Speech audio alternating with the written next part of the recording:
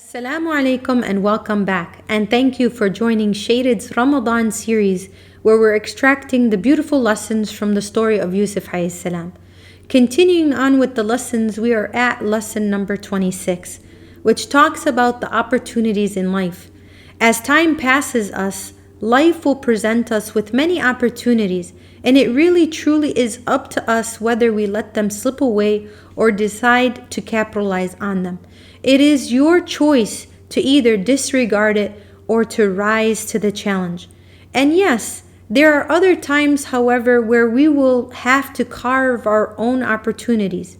But we have to take initiative and make something happen for ourselves. All of these situations are from Allah. And this is what we have to clearly understand. That it is Allah through our belief that He is the one who opens up pathways and doors for us. And that's true tawakkul. That we make a plan, but we understand that also Allah has a plan.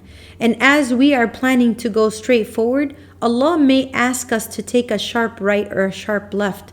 And we have to patiently persevere, continuing with the plan. Fortunate though is the one who understands this and takes advantage of what is ahead. For Yusuf alayhi salam, there was windows of opportunities given to him, and he welcomed them and he made use of them. The first opportunity was to interpret the dream of the king, which he clearly relayed to the free prisoner. The king, after hearing this interpretation, orders the release of Yusuf alayhi salam from the prison. But Yusuf alayhi salam had so much integrity that he said before leaving the prison, Yusuf wanted to make certain that his integrity and his name and his honor was not going to be ever questioned following the incident involving the minister's wife and the other women from Egypt many years prior to his incarceration.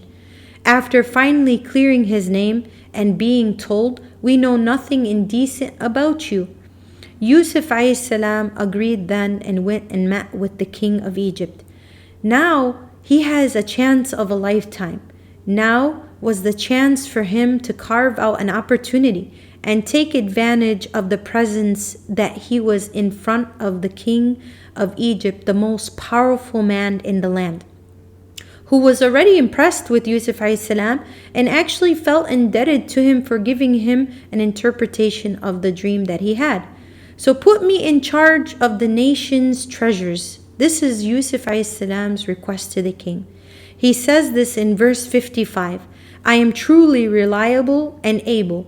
In other words, he is affirming that he has been bestowed with what is necessary to carry out and undertake this task, and he is best suited to take care of this for the king.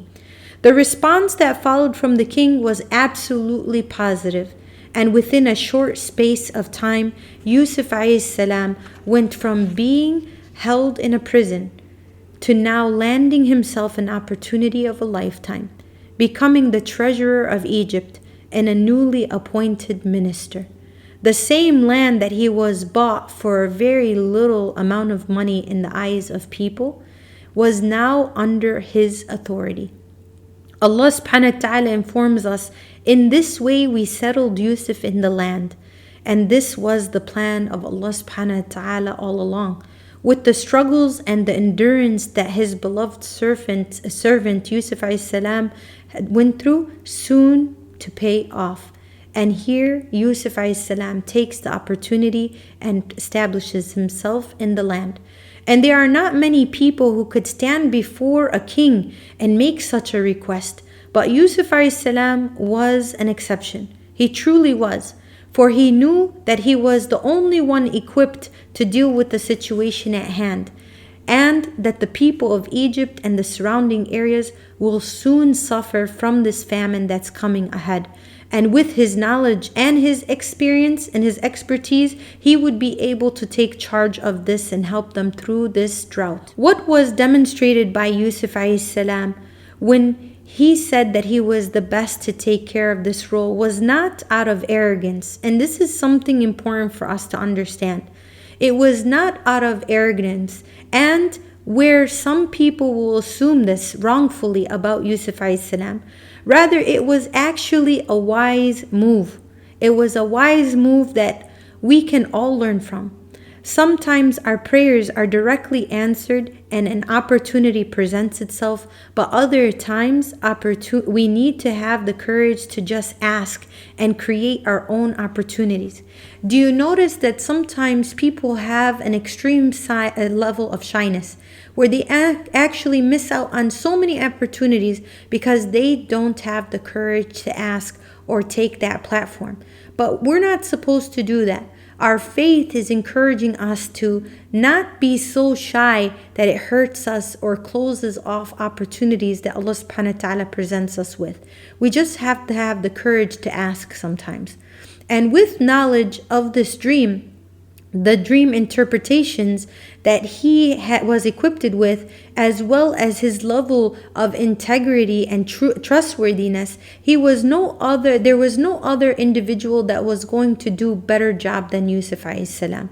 So Allah subhanahu wa ta'ala has certainly honored Yusuf alayhi salam in his life, a man who has grown through his struggles and through his experiences, by granting him the honorable position as the treasurer, which is to many known as the most powerful, because he dealt with the provisions and the wealth of the country.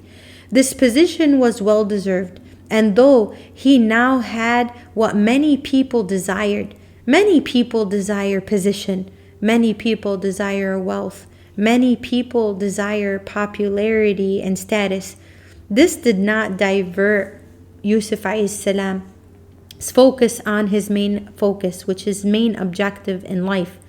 It did not distract him or affect his relationship or his bond with his creator, Allah subhanahu wa ta'ala. Most importantly, the worldly life did not consume his heart. It didn't consume his heart at all, and allowed him to lose, nor did it allow him to lose sight of the real life of the hereafter. We have to understand that this world is temporary. And yes, Allah subhanahu wa ta'ala created this life to entertain us and to help us and to give us opportunities and for us to extract its beautiful khair and barakah, right, from Allah subhanahu wa ta'ala. But He doesn't ever want us to be distracted from Him. So we have to understand that Islam doesn't teach us that hardship should break us. So Yusuf a.s. didn't allow his struggles or his hardships to break him. He allowed those struggles to be stepping stones for him. And Islam also doesn't teach us that blessings should distract us from Allah subhanahu wa ta'ala. So I want to conclude with a very beautiful quote from Imam Ali radiallahu anh, where he says, "Aim to live in this world without allowing the world to live inside you. Because when a boat sits on the water, it sails perfectly. But when water enters inside the boat, it sinks. So make sure that you have the akhirah in your heart and the dunya in your hands. And that way you can shape it any way you can." Please stay tuned and follow Shaded for more life lessons that we're taking from Surah Yusuf alayhi salam. Jazakumullah kull khair for your time, and I hope that you have a blessed day.